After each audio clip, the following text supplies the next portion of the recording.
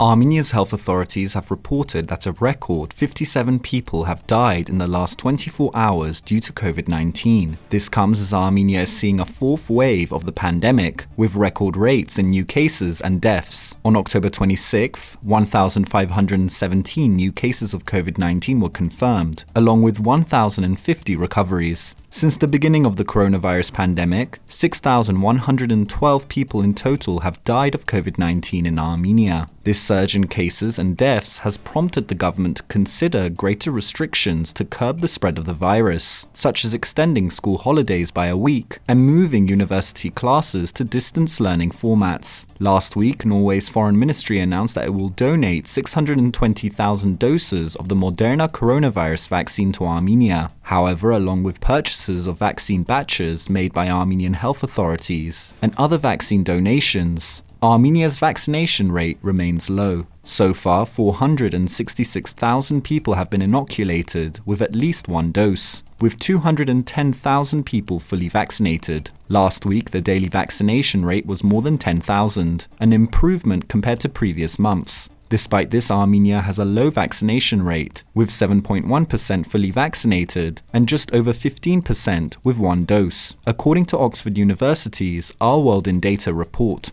Armenia's current ranking is between Egypt and the war-stricken Central African Republic. Compared to its neighbors, 57% of Turkey's population is fully vaccinated, 42% of Azerbaijan's population, 35% of Iran's population, and 24% of Georgia's population. You can also catch an article by CivilNet contributor Mark Dovich on the CivilNet website's English Reports section, titled Rumours Swirl of New Armenia-Azerbaijan Agreements. The article is about recent leaks published in the Armenian press about a trilateral meeting between Armenian Prime Minister Nikol Pashinyan, Azerbaijani President Ilham Aliyev, and Russian President Vladimir Putin, planned for early November. Later, RIA Novosti, a Russian news agency, also reported that a summit was planned in Moscow. Dovich explores the reactions of state actors in Russia and Armenia, as well as what the agreements will possibly be about. It is worth noting that an Armenian Foreign Ministry spokesperson has denied that a Pashinyan-Aliyev meeting is planned.